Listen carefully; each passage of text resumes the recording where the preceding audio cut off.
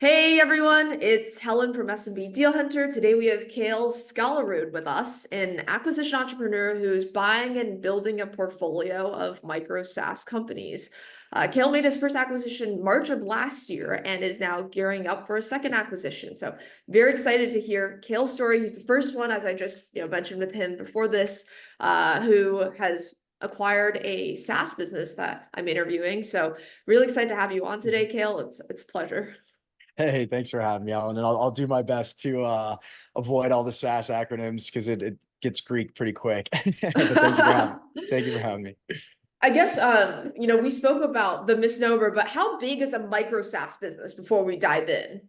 Yeah. So I mean, I think it's probably best to anchor around like convention and like typical definitions. So if you're talking like usual lower middle market, and here come the buzzwords, but lower middle market private equity SaaS buyouts, it's kind of a mouthful. So think like institutional firms that do this all day, all night.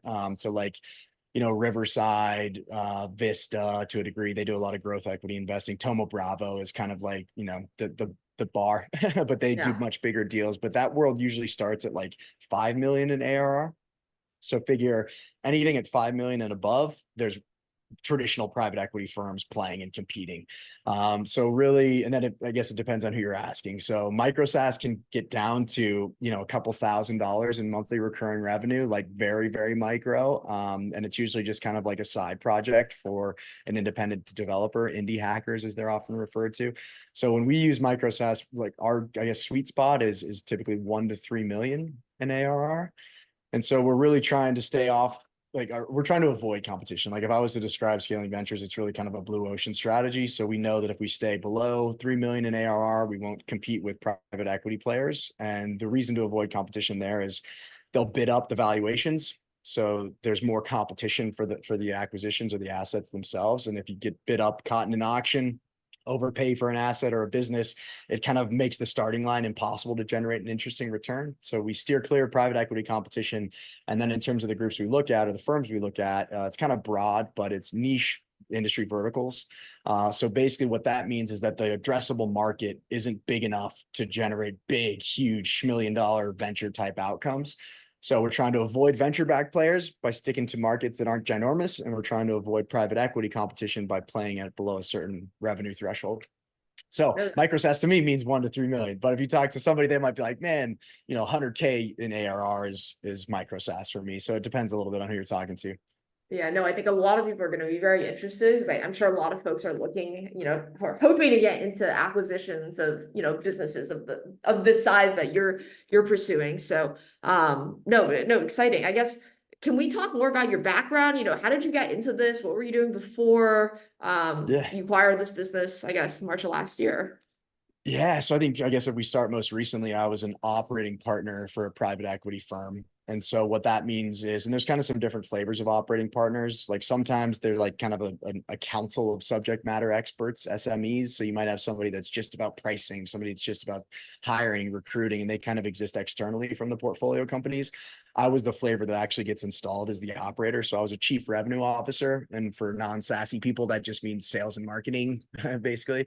And you get installed and it's a very clear kind of mandate. It's like, hey, the business is at this level of ARR. We want to grow the business. Typically, we want to double it. So take it from 5 million to 10 million, mostly via new logo and kind of organic growth.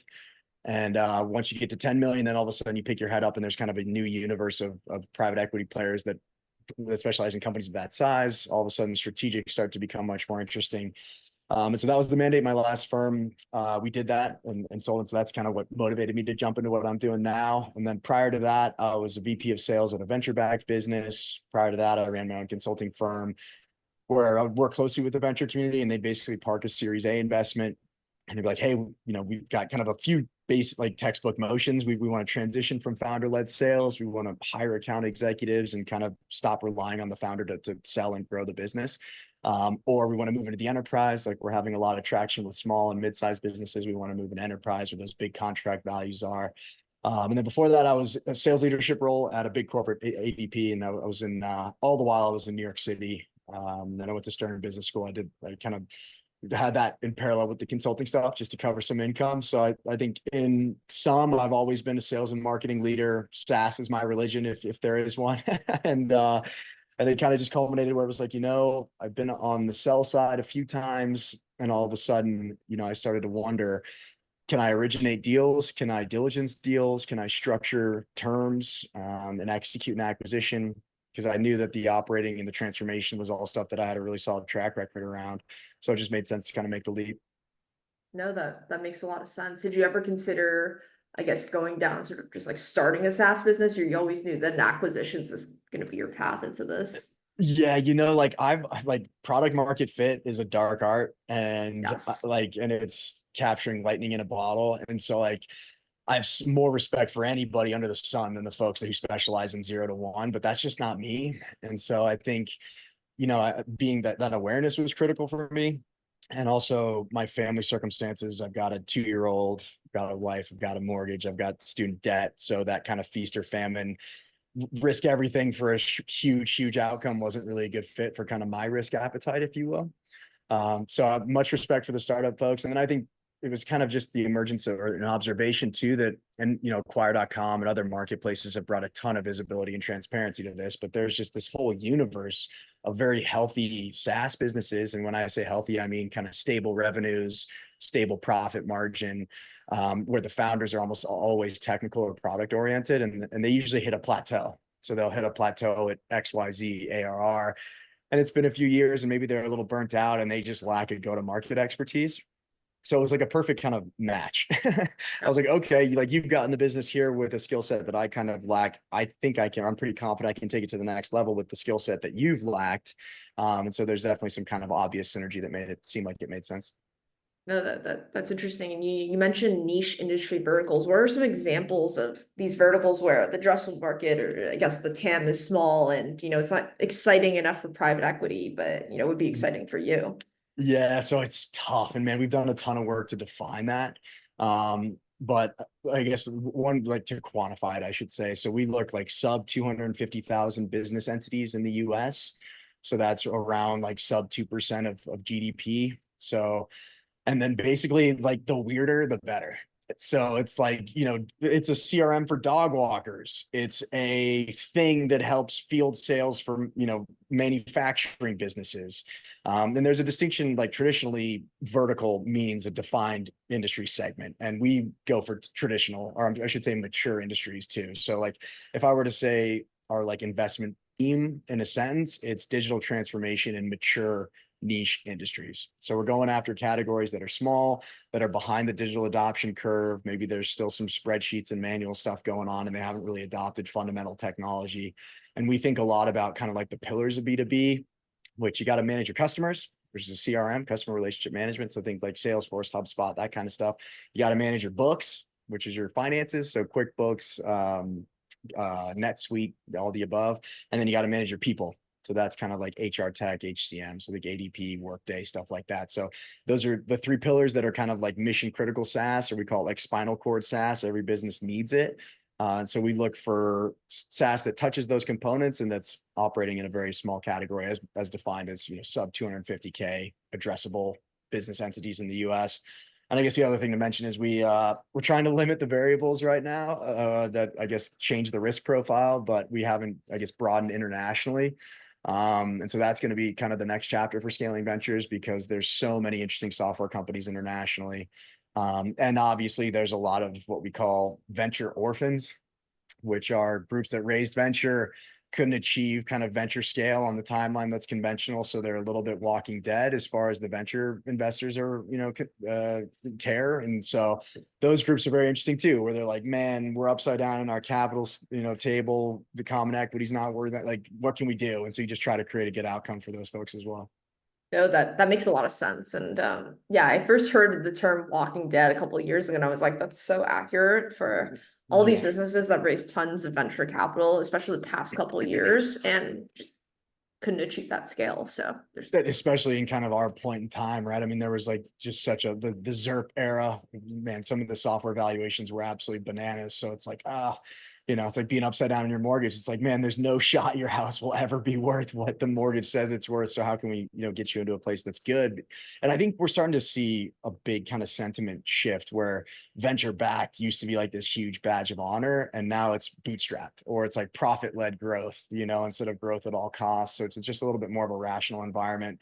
And a lot of founders are like, I have a decision point. I can continue to go for this venture outcome, which is maybe a 1% probability, or I can build a business and get it to, couple $100,000 or $1 million in ARR, and then realize an interesting exit. And it's not like private jet money or wealth, but it's, enough to create some financial independence. So I think there's definitely a change in culture and what's rewarded at this point too.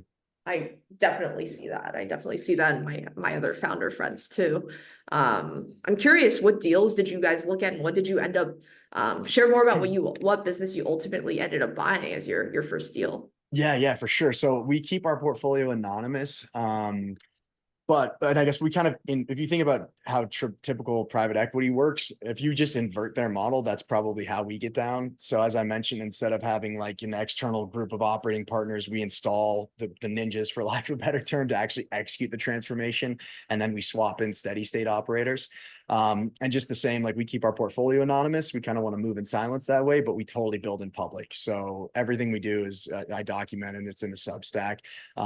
So I did it one early days. I did one on my pipeline and some pipeline analysis in terms of the deals we looked at, the deals we moved to LOI, and then the deals we closed. And so I probably look at, I don't know, 20 to 30 top like initial screening deals a month, and 10% makes that past our scorecard. And then our conversion rates are shockingly about 10% all the way through. And so we get from kind of like, and we have a very quantified scorecard, which is like, these are kind of the 5 metrics that are the initial screening criteria. And then we move into more pointed kind of context specific checklists, but it's very structured, very process driven. So I've only submitted in the lifetime of scaling ventures, I've only submitted 4 LOIs. One we missed on, 2 broke down during diligence, and then the last one we acquired. And that's, I guess, getting us up to our first acquisition. Since then, we've been really focused on acquisition number 2. So it's been a lot of action. And so, gosh, what are some of the deals we've looked at? So the deal we acquired, the business we acquired, is a business management suite for event-based creatives, to put it broadly. So think wedding photographers, DJs, folks like that. And it kind of pulls together back to that. Again, that's why CRM is a bit misleading, because it pulls together some of those 3 pillars. So it's anchored around their customers. So they have, capture leads, send proposals, send invoices, send contracts, coordinate actual day of events, and allocate their staff, delegate tasks, stuff like that, follow up. So it basically is built for kind of the customer life cycle, which is another way that we think about, kind of mission critical SaaS too. It's like, what's our users' customers' journey look like? And what are the kind of the key touch points in the workflows there, and what SaaS, covers all that ground. And then it makes it pretty obvious where you need to build from a roadmap perspective. You can also, micro-SaaS is also very conducive to roll-ups. So it's like, hey, we're going to, acquire this business that's kind of has a foothold in the category, and then we'll look to acquire others that have kind of complementary technology, or we'll acquire direct competitors and roll it up into a larger entity. And roll-ups, I think, are maybe a little bit under appreciated in like the acquisition entrepreneur world. Like, I think a lot of us are just like, get that first deal, get on the board, get in the trenches, and I think it would serve us all to step back a little bit and be like, yo, what are the real kind of growth levers that are available, instead of just defaulting to organic growth, because M&A can be kind of interesting. So that business, again, kind of CRM focused. I looked at, a CRM for very niche animal breeders. I shit you Love not. that. It's just like, the more weird, the better. What are some other ones? There was a group. So there's a type of therapy called ABA, and it was a note documentation tool. And we got very scared of that one because of the generative AI kind of LLM revolution, just disintermediating anything that relied on natural language processing. And so we steer clear. And our posture on that has always been like, don't ride the waves, use the waves in the business. So we're obviously very LLM forward. And like the whole thing, I guess, with scaling ventures was like a global like contractor only based talent pool that we draw from, and kind of bucking the idea that if you want to grow, you need to throw bodies at the business. It's like, nah, like the old saying in private equity buyouts was like, if you want to grow bookings, hire AEs and assign quota. it's like, well, quota doesn't necessarily, inform bookings. And it's like, you just give an AE a quota and assume that the revenue is going to come out of nowhere. So we kind of went into it with a very low cost, high operating leverage, small full-time employee footprint. And then the large language model revolution happened, and it was just like, holy shit. I mean, it turned all of us into 10 people. So it's been a very fun time that way. But we're definitely not looking to acquire anything that's kind of generative AI at its root. We just use it internally for our business to improve operations. No, that makes sense. And tell me about those five metrics you look at to sort of make it, I guess in your scorecard to evaluate these businesses in that initial screening. Yeah, and I'll just pull it up. So, and this is in our deck too. There's a pretty version on our website, but as I mentioned, kind of niche vertical B2B SaaS. So that's catered to a defined industry that represents less than 250K. And then we also like look for stability. So this is a little bit counterintuitive, but we want like less than 20% industry growth because that implies like new, like, so we don't want to jump into like these new industries that are absolutely ripping because they're a little bit unpredictable. And then, as I mentioned, annual recurring revenue, we're looking for 1 to 3 million. We were previously looking for like 500 to 1.5, but we're moving our sites up. I think there's a better return on effort there. I've written about that at length on our Substack. And then user retention. So like we're buying product market fit, right? Like that's the number one thing that we need. So, and there's different ways and flavors to measure that, but we look at logo retention. So we want north of 96% month over month logo retention.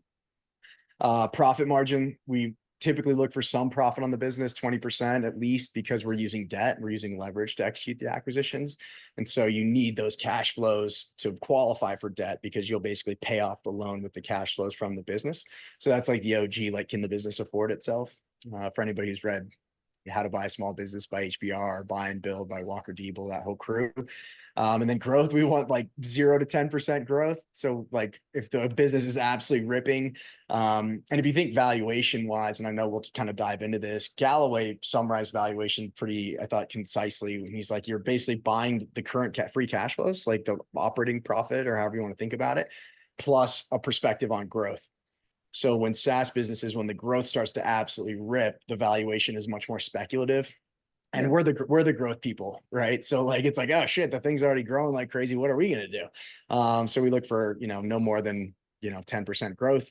And then for user onboarding, we want it to be totally user-led, sometimes called PLG, product-led growth, but really that can be a little bit misleading. So we just want the user to be able to come to the website, look at it, try it via trial and buy it. No sales-led intervention, but we do, and we are open-minded to sales-led growth as well. We just want less than 20 hours involved in onboarding. And then we want the founder or the team to be mostly technical. So we very rarely buy businesses that have like a, robust sales footprint or more mature kind of sales organization. So that was a very wordy version, but think niche vertical B2B SaaS, 1 to 3 million in ARR, 96% plus user retention, 20% profit margin, 0 to 10% growth, user led or less than 20 hours required to onboard a user, and then technical team. Thank you. Thank you for summarizing that. I think that's super helpful. I guess one follow-up question immediately that I think makes this kind of different and unique is, most folks buying more traditional businesses, I guess, non-SaaS or non sort of digital businesses. A common criteria is retiring owners or, or like just like the 3Ds, like death, disease, and divorce, right? But I guess here it's different because most SaaS businesses, I'm guessing, like haven't been around for 30, 40 years. So it's really about I guess more so the team that you mentioned, which is more product driven or technical, and just they don't have the innate ability to grow through sales and marketing. That's just not their core competency. Would you say that's kind of what you're looking for? Yeah, for sure. But I would say like the silver tsunami, if we want to call it that, like all the baby boomers who have built businesses and are kind of aging out or want a kind of liquidity event, thinking about retirement, is very relevant in software, especially in our category, because you're not buying like the leanest, meanest, most modern software under the sun. You're buying like stuff that has proven revenues and proven profit margin. So a lot of time it's like a 60-year-old CEO. I shouldn't say a lot of time, but acknowledgeable chunk of the time it's a CEO is like, man, I'm done. Like I'm aging out, or there's some kind of circumstance. So that is at play for sure in our category, but not nearly as common as like kind of boring service-based businesses that are geographically based, that have a physical kind of brick and mortar presence, which is definitely more conventional and like typical search entrepreneurship. No, that's super interesting. I'd love to hear more about how you run diligence with these deals. I'm sure it's also a little bit different, but the two deals you passed on, what didn't sort of check the boxes for you? Yeah, those are really good questions. So we have like and I know this sounds a little intimidating, but we have a 77 point kind of prelim diligence checklist that's very rigid, because we want to be able to objectively compare. Everything's relative, right? So it's like, hey, this house is great. But it's like, okay, like I guess if you look at a single acquisition in isolation, it's impossible to establish a point of view. So we want to have very defined kind of diligence criteria and checklists so that we can objectively compare deals over time and start to establish base rates for what's good and what's not great. Yeah. So in the deals that broke down, one, we do a lot of diligence around like the buyer behavior. And so think it's like, who's their end customer? What are their tendencies? How tech literate are they? Where does this fit into their P&L, so to speak, in terms of like the overall costs? And so in one group, we just weren't bullish on the category being like open to buying software. Like it was more like a lifestyle. That was the animal breeder SaaS. It was just more of like a hobbyist type category than it was like there was such a small slice of actual kind of professionals. And that's the thing when you're looking at like small mid SMB, which your audience will know what that stands for. I'm so sorry, I always try to explain the acronyms. Where it might be B2B, but a lot of times it operates and behaves mechanically like business to consumer. So a lot of times, it's one or two folks making buying decisions. They're way more emotional. Like the more mature the business gets, usually the more rational and kind of dollars and cents oriented they are, or ROI oriented they are. So that deal just felt, or that firm was just catering to an audience that was way too B2C for us. No, that's interesting. And I guess I skipped this question, but how do you normally source these deals? Are they mostly like broker deals that you find on marketplaces like the acquired.coms, or are you going and finding these for proprietarily? What do Yeah. you So guys say work? a little bit of all the above. I mean, we crawl all the marketplaces, and then we use our own tool to basically run it with the publicly available data through our scorecard to spit out like a cumulative composite score. So we try to like I always mess this up, skim the cream off the top of the marketplaces by just looking at what's hyper relevant. And then I have an emerging scout program that's been pretty productive. And then I have a pretty solid network of like the universe of folks that play where I'm at. Like we all have our own bullseyes, and a lot of times they are encountering stuff that isn't quite their bullseye, but it's more mine. So there's like this reciprocal lead flow from my peer group that's very productive, because a lot of those deals are off market. And then we execute some cold outbound as well, which has been good for us. Tell me more about this emerging scout program. Sounds like something I need Yeah. to start up. Yeah, I don't know. I think you probably got your own. I mean, it's in many ways. I mean, and that was, I feel like kind of that's very common in the VC world, but I'm sure a lot of folks in the S&B world aren't familiar with the scout program. So sort of share more. I'm curious to learn how you're structuring that. Yeah, yeah. So I mean, the value exchange is really like we'll train you on our methods and our tactics in exchange for referrals into deals that you come across. So that's really kind of the value exchange, because it's a lot of people that are aspiring to get into what we do or would like to join scaling ventures in the future. So they're like, hey, I would like to moonlight originating deals and learn how you score them, how you think about preliminary valuations, preliminary return profiles, stuff like that. And then I guess that's the give. And then the ask is that they bring deals that kind of meet our scorecard criteria, that have them excited to us. And then it's basically they ride shotgun throughout the whole process. So it's like, hey, here we are. We're going to structure a valuation. We're going to populate an indication of interest or an LOI, depending on how formal the thing is, and then work through final diligence and execute the acquisition. So that's how it works. We do like weekly, or I'm sorry, not weekly. Weekly would be a lot, Yeah, maybe that'd be a someday, lot. but we do like monthly kind of workshops where we'll just do like deal teardowns. So everybody will bring an acquisition target they're excited about, and we'll all kind of critique the merits and the not merits of the deal. So And the do they get any economics on the deal for kind of identifying them, or? yeah, there's a success fee involved, which is a function of the purchase price or kind of the overall valuation. So they definitely have skin in the game that way. But it gets weird, like they can't represent Scaling Ventures formally. It gets kind of weird with, licenses and all that other kind of stuff. So it's as loose and light. And it's basically just put something on our radar that we weren't aware of. And there's, I guess, qualifiers, like it can't be already in our pipeline, et cetera, et cetera. And then there's a success fee. That makes a lot of sense. I thought about doing something similar to that with SB Deal Hunter community, and this is, really inspiring me. So thanks for sharing. I'm curious with, one thing that I was curious about is you mentioned you went through the SBA loan process for buying this first business. I think a lot of folks struggle with making SBA work, buying a SaaS business, just because they can't make the debt service coverage ratio work. The valuations, like the multiples don't make sense. How did you think about that? And did you pursue any other sort of financing options?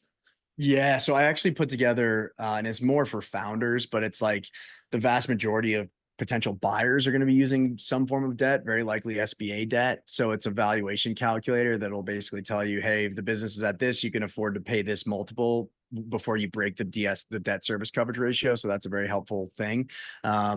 But yeah, so I mean, for me, I knew it was going to be a leveraged buyout for sure, because it just made the whole game more accessible to me, where it was like, all right, I need, want to buy a million dollar business. You can raise 250K and then, maybe introduce a little bit of a seller's note, and I won't get too complex, but we just keep it simple. And I need to raise 250K and I can lever up the remaining 750 with an SBA loan versus I need to come up with $1 million in cash. So it made the game much more accessible to me. And then SBA, in terms of like debt, it's definitely the most borrower friendly debt on the street. It's 10-year terms. So the debt service is very stretched out. It's a few points above prime typically. So the interest rates, it is variable, but the interest rate is very friendly. That's the good side of the coin. The bad side of the coin is you have to assume personal liability. It's called a personal guarantee. And so that's catastrophic risk. Right. If the business goes super south, or as my brother always said, if shit hits the fan, it's like, just pretend like you're paying another mortgage for a house you don't own and never get to go to. Love that analogy. But the SBA is definitely risk on for sure. And there are certain shops, because the challenge with SaaS, right, is there aren't really any tangible assets. So they kind of call them hot air balloons. So like the assets are the code base, the customer contracts, the vendor contracts. It's not like, hey, if shit hits the fan, you can come and I'm running a gym, you can come and sell my treadmills and sell my weights and recover some of that money. With SaaS, it's more like, if this goes south, you're gonna have to come after me personally. And that's the name of the game. So, Live Oak is probably the best game in town. I worked with KeyBank. So there are players out there that will do it. Obviously, the debt service coverage ratio is the number one determining thing. And you need a couple of years of tax returns from the seller to substantiate the revenues and get the lender comfortable that like revenues are stable, there's stable profit margin, it meets the debt service coverage ratio. I would probably plan on a 1.5 for debt service coverage ratio. Most banks are cool with 1.25, but if you show up with 1.5, everybody's happy. And basically, if you don't meet the debt service coverage ratio, you just need to bring more cash to the deal at an implied valuation. So those are kind of the levers that are available to you. So it's like, shit, we're at a 1.1. It's like, all right, instead of bringing 20% cash, go up to 30, 40%, but you can still use leverage to get you there. Yeah, no, that makes sense. And thanks for walking through that for folks.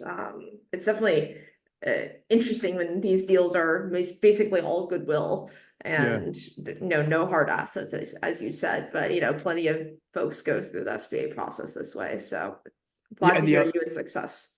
Yeah, right on. And I guess the other piece is like, so a lot of people in my category compete on speed, the buyers. So they're like, we can diligence and buy the business in 4 weeks. If you're using an SBA loan, 90 days is like your best base case timeline from LOI to closing, because there's a lot. SBA, I guess, is notoriously bureaucratic. And so if you think like you're still working with a bank, but the SBA basically guarantees a chunk. So it's not quite as risky for the bank to lend to you. But with that comes a lot of documentation. You have to take on key human and life insurance, because if you get hit by a bus, the bank's like, oh shit, how are we going to get paid back? So there's like a lot of little nitpicky stuff. And so I would say, you need 90 days at least from LOI to closing to get the SBA financing done. And you can So that needs to be a point of negotiation with the seller. It's like, hey, I know there are other folks that are going to commit to a month to get this thing done. I need 3 months, but hey, I'll give you a 5% premium on valuation or something. Just keep an open mind. And sellers are always open to like, cool, you'll pay me a little more. It's 3 months. Okay, great. And worst case, the deal breaks down. They can get a deal done with whoever was next up in a month.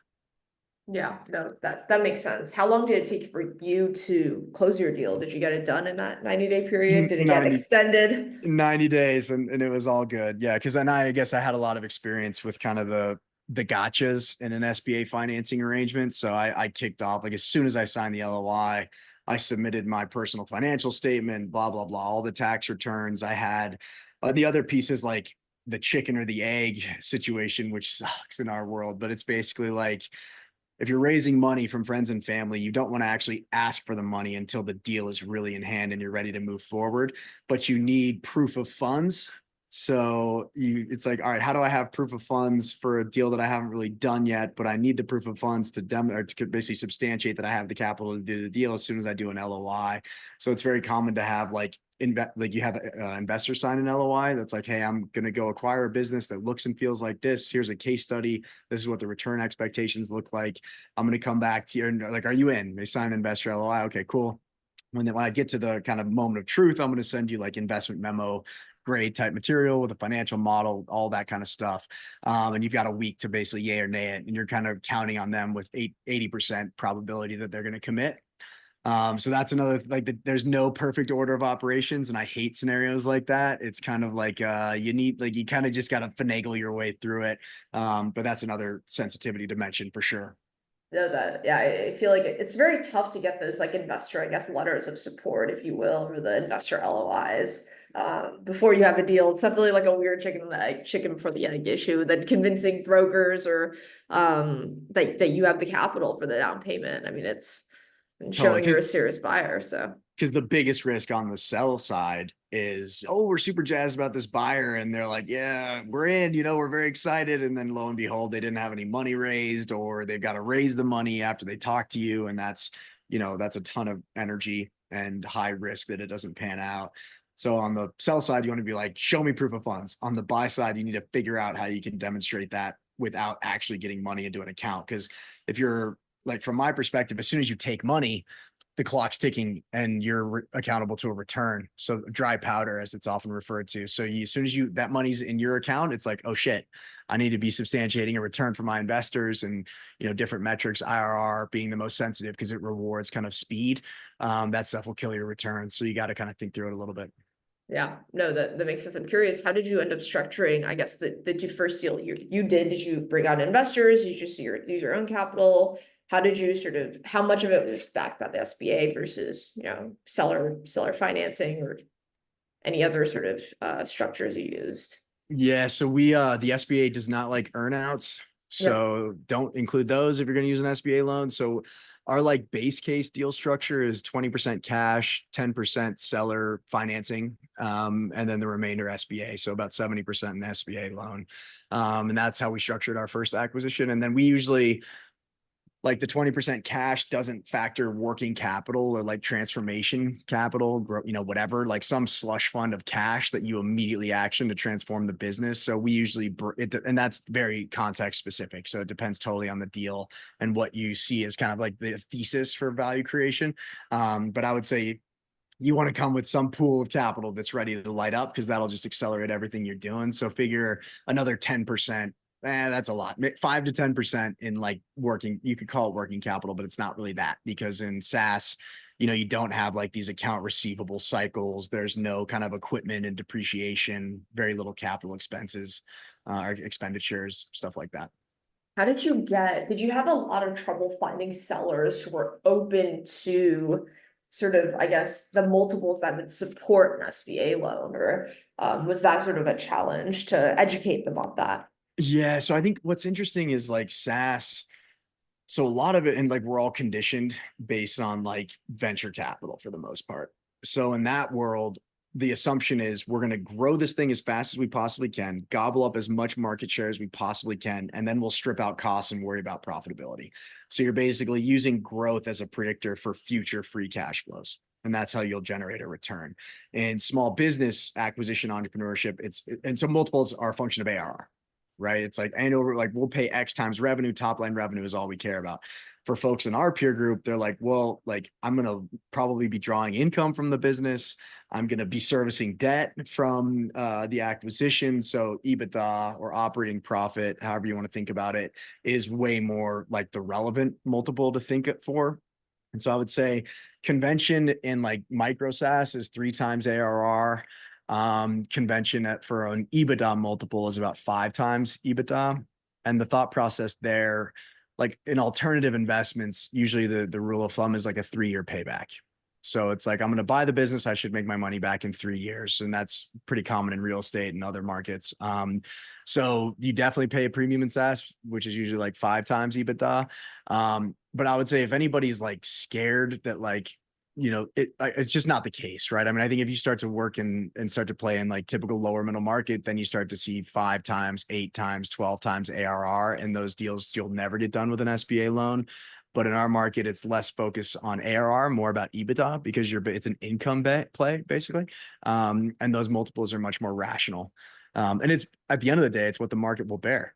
So if you see a SaaS business that you're jazzed about and you model it out, it's like, I can afford to pay up to a 4X, but I guarantee you, no one is going to be offering a 12X unless it's a strategic who has some kind of crazy synergistic value if they buy the business.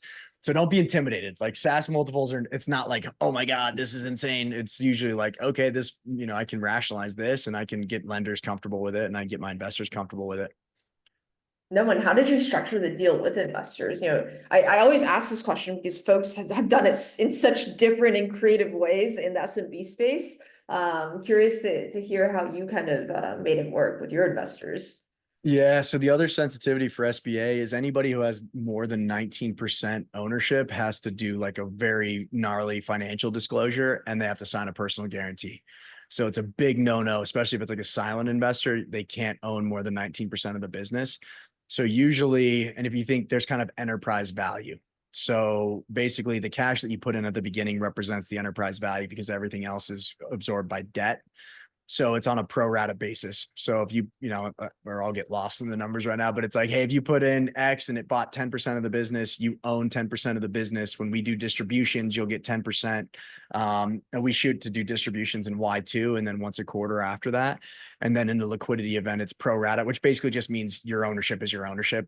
There's a lot of weird like Latin phrases and shit in private, but pro rata is just like, it's like quid pro quo. Yeah, so just pro rata structure, like there's no pref really. And then you as like the searcher operator, especially if you're like kind of the levers are sweat, capital, and risk. And so in an SBA backed environment, you're assuming a shitload of risk. So you need to be compensated for that big time in the deal because that leverage is what's going to really juice the investor returns. So pro rata basis, we don't have any sexy kind of like prefs on anything or like liquidation prefs. It's all common equity. I guess the only distinction there is that it's like there's management interests and economic interests. And all my investors were like, dude, I don't want to know anything. Just let me know when the return's here. So in that scenario, like I have 100% like manager discretion. So there's no seats on boards. There's no I guess influence and governance or decision making. It's like you do the thing, you own, you operate. We're coming in just purely as silent investors. No, that makes sense. And how did you get personally comfortable with the personal guarantee, the PG? Shit. Oh my God. I mean, it's I mean, you have a wife and kids, so I'm curious. I feel like it's something I always ask for folks that did go down the SBA loan path, because I think it's a question a lot of people, or a challenge people kind of battle with. Yeah, for sure. For sure. I mean, risk, if you can become clear on, or I'm going to butcher it, but basically if you can understand somebody's risk profile, their risk appetite, you basically understand 80% of who they are as a human. So you got to get comfortable with where you sit on like the risk paradigm. Like for me, for instance, I was not down to quit and start a company. I was like, no shot. Like I consulted so many like I just wasn't down for that lifestyle. And then I guess in terms of like the actual debt and kind of catastrophic risk, the thing that's really cool about software is you can move so fast and you can just eat competitors overnight. The other side of the coin is groups can move super fast on you and eat you overnight. So it's, I would say a personal guarantee is even more acute risk than a traditional kind of service or retail or brick and mortar business, because again, there's no assets if things go south. So for me, I had to get really comfortable in the stability of the business, and we had to buck convention that way. Cause usually it's like the bigger a business is, the less fragile it is. And I appreciate that rationale. Like if you're only doing 250K in revenue, doesn't take a lot to run out of revenue to service your costs and pay your vendors and do your shit. So I appreciate that kind of point of view, but I guess judge business stability based on how consistent and enduring the revenues are and how consistent and enduring the profit margin is. So a business that's put up 250K consistently for 3 years and is throwing up a 40% profit margin year over year, you can feel comfortable with that. So I think the first thing is like, how durable is this business in the context of SaaS? And then you have to build conviction around your ability to make the asset more valuable. It's like, all right, is the stuff that I want to do, do I have evidence that I can execute this, that I have the right people around me that I can lean on if shit goes south? And then you get there, and then ultimately you got to plug your nose and jump in. You got to, that's where the entrepreneurial thing comes into search for an acquisition entrepreneur, is like, especially if you treat your first acquisition as kind of a milestone, it's like you need to be ready to go into a risk on environment. And I thrive on that to a certain degree, but obviously there's a point where that, like a constant fear, like coming from a place of scarcity, will start to hinder your performance because it's just all consuming. But I felt confident that we could run the playbook and do the thing. And I knew that there was a timeline on it. I was like, I will be assuming this personal guarantee for this period of time. I have a contingency plan if shit hits the fan, and then you go. But at the end of the day, you got to jump in. And that's where the entrepreneurial component comes in. It's like, all right, I believe in myself. I'm betting on myself. Let's go. No, I love that. I love that. I guess I'm curious, you mentioned you installed ninjas to execute, and then I guess I'm curious what the transition looked like for you. Did you jump in? Were you you're not, it sounds like you're not looking to own or operate. So curious like what that transition looked like in the first deal, and how you guys like to structure that transition. Yeah. So I guess the first and most important, I guess, milestone is stability after the acquisition. So we usually do like a 90-day or a 3-month seller transition.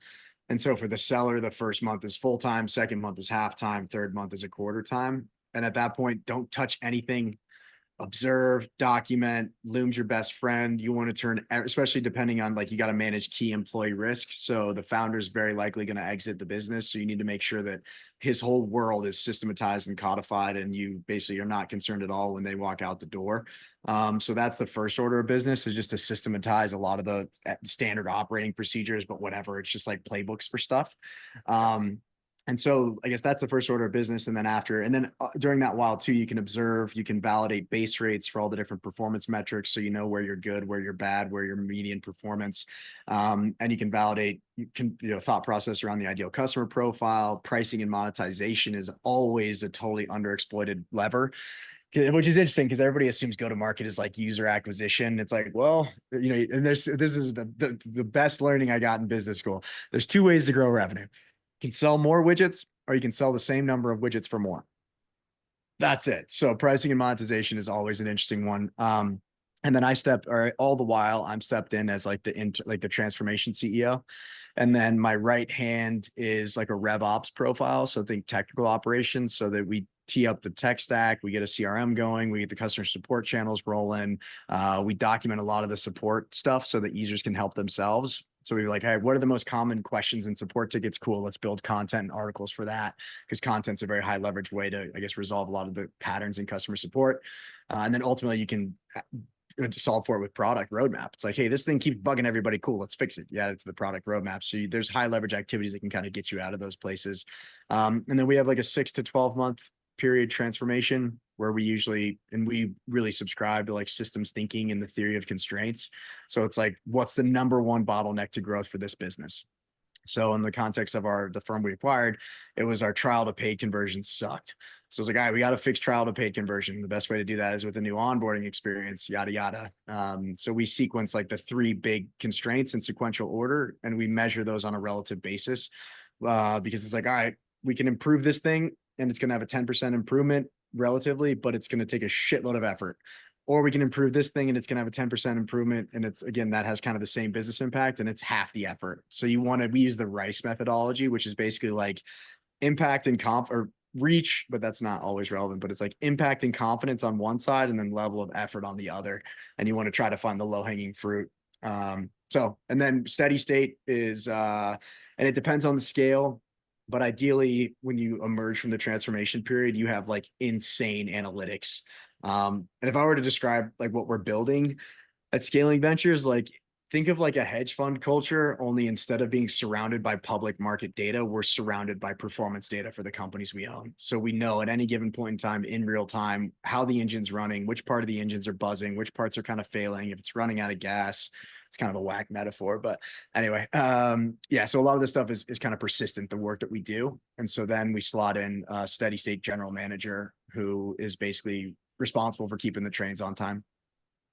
That's super interesting. Are you still in that transformation, I guess, CEO stage now, or have you guys brought in a steady state or GM in place? So for the first company we acquired, like there really isn't a need for one. Like I can operate the business in steady state with, probably 20% of my headspace. As we Great. scale, yeah. So that's where you start to the concept of multiple income streams and a like diversified portfolio of assets becomes very interesting. For larger businesses, which are reliant on sales-led growth, which means we have salespeople, we have forecasts and pipelines to manage. Maybe there's more robust customer support function. We'll definitely need a GM. And so I haven't cracked the code on that. And it's a notoriously difficult role, but I think or again, this is like totally biased, but like for Scaling Ventures, I think there's a super compelling career path where it's like come in and we'll have like a rotational program. So you get exposure to all the functions and then you kind of grow your way into a steady state GM and you're accountable for execution and OKRs and whatever different performance metrics for one company, then maybe scale into a steady state GM for two companies and then grow out of that into a transformation CEO. So that's kind of like a rough kind of career path, but I'm definitely very jazzed about it. And a lot of people are excited about it too. I guess candidates for that type of a trajectory. Yeah, no, it sounds like a super exciting role for a lot of folks. So that makes a lot of sense. And I guess for that first business, so you became the transformation CEO. Did you bring in sort of that RevOps person sort of day one as well? Are they still Yeah. there? Yeah. So they're like, and it's a big lift up front. So I think it's like heavy implementation and systems integrations and figuring out, it's like data at the end of the day. It's like, what data do we need? Where is the data centralized and how do we slap an analytics layer on it so we can quickly make sense of it? Also brand and design is usually like a big lift up front. Like you rebrand the business, refresh the digital presence, fine tune the messaging, all that kind of stuff. So in terms of like a bench, it's RevOps, brand and design, and then I have my own team of engineers and developers. So that's like the core tribe, if you will, of Scaling Ventures. And then within the business, which is more of a full-time, but like not quite, but like a deeper kind of focused commitment, is you want somebody internally on the engineering side to handle technical issues, and then you need a customer support person. And then of course growth marketing too. So, and that depends on context, but you need someone running social, managing content, if you're running paid ads, stuff like that. I'm curious, after you took over the business, was there anything, very unexpected that came up, or, the business kind of perform as you expected? I'm Yeah. curious what that experience was like. Oh shit. I mean, it's right. It's like our first acquisition was like a proof of concept or patient zero, if you will. So, and the old rule of thumb makes like everything is probably 30% more expensive and will take 30% longer than you think. Right. And I got in and I was like, oh man, we've got this lean, high leverage team. We can move so fast. We can execute so fast. And it's like, yeah, but there are certain things that just like require time, especially with like a user-led growth thing where it's a lot of experiments where it's like, hey, we're going to move the front door of the restaurant and see if more people come in. Only in our context, it's like change some stuff. And no matter what you do, you've got to give it 30 to 60 days to see if it worked. So it's kind of like a execute growth experiments, growth theses, and then step back and see what happens. And you can't move faster than the market kind of naturally moves. So I think I probably had great expectations, like kind of textbook great expectations where I was like, we're going to come in, we're going to transform the business. You know, it was like, we're going to improve this metric in 30 days. And it's like, dude, you're going to get the thing done that is supposed to improve the metric in 30 days. And then you need to give it another 60 days to observe and see if you actually improve the metric. So there was a lot of that. And I guess, you know, tech debt, which is a very SaaS specific thing, but just think like, if you want to replace the kitchen sink, sometimes like tech debt represents bad plumbing. And so it's like, oh shit, if we want to replace the sink, we got to rip out all the plumbing or we got to fix it, or this doesn't exactly make sense, but it's like the sink is written in Portuguese and the plumbing is written in Spanish. And it's like, oh God, how do we reconcile those two things? So tech debt is super real, especially again, most of these are bootstrap founders that have there's a lot of, you know, bubble gum and duct tape involved. And that ultimately manifests in terms of like velocity on the product and engineering side. So the more tech debt, the less fast you can move. So I think I had great expectations around improving the product too. And for us, like I'm not very technical. I don't write code. Interesting. And so it's kind of like, you know, how hard can this be? And it's like very hard, dude. Like incredibly hard, like 10 times harder than you think it would be. So you got to anchor your expectations. And a lot of that is just, you know, experience ultimately. Yeah, I guess, you know, final, I know we're a little bit over time, so hopefully you have time for one more question from me. Yeah, let it rip. I'm curious, you know, based off this past experience, are you going to do anything differently, whether it's in your search or diligence on the next one, or even in that transition period? Yeah. So I think in the transition or in the transition period, I think is very like steady Eddie. Like that playbook is very well defined, and we probably won't drift too far from it.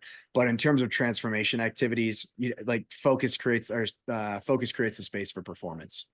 So we tried to do a lot of things very fast, and I think I didn't utilize kind of like I didn't prioritize operating leverage to the degree where if I had made my team more focused and focused on fewer outcomes that had bigger impact to the business, that I think we would have performed a lot better. So I think, you know, our transformation thesis probably had like 8 items on it with our first acquisition. I think in subsequent acquisitions, it's like no more than 5. You know, you're probably shooting for 3 high leverage things that you can get in and fix. And, you know, you have good evidence that it'll make, you know, improve the value of the business. So less is more, focus creates the space for simplicity is mastery, all of those kind of mantras and mental models, Occam's razor. So that's for sure one thing. And then we want to move up market too. Like, I think, you know, I'm pretty confident. Like I've thought a lot about how do you kind of like return on effort. I And love most people, that. I love that phrase. I think it's so true when it comes to acquisitions. So much work that goes into it. It's a bigger deal. It's just totally. totally. And like everyone is like, do the biggest deals you can. And it's like, okay, like that makes sense if the outcomes are correlated to the deal size. So ultimately it comes down to operating leverage within the business. And so I know with like 10K of monthly spend across those core functions for contractors and vendors, we could manage at least 2.5 million in ARR. So we're like an order of magnitude light in the scale that we're playing at. So we want to move up market to that 1 to 3 million in ARR zone hard and fast, which is what we're doing with the second acquisition and subsequent acquisitions. No, that's super helpful. Great sort of learning and insight to share with those I think who are interested in, you know, buying up SaaS businesses as well. So I know we're over on time, but Kjael, if there's anyone that wants to reach out or sort of follow, I love that you're building in public, you know, where can they sort of follow along your journey? Yeah, it's I guess we could drop this in the show notes. It's Scaling Ventures with a K. My last name has a K in it, so I couldn't help myself. So Scaling Ventures with a K.substack.com. It's called For the Love of the Game. We do weekly video sessions too, where we basically just talk over the issues. So we're on YouTube and Spotify, and that's Acquire and Operate is our Spotify podcast.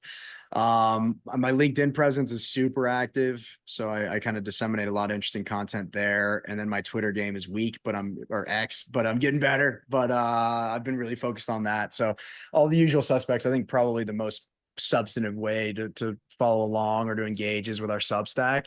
And then if you want to chat, explore, swap notes, you know, I'm always game. Talk shop. You know, I do love the game, in all honesty. So it's all fun for me. Yeah, I love that. Well, Kjael, really thank you for your time. Thanks for going over with me, and yeah, I really enjoyed this, learned a lot, and I know a lot of other folks will feel the same way. So thanks Right again. on. Thanks for having me, Helen. This is awesome. Keep doing what you're doing.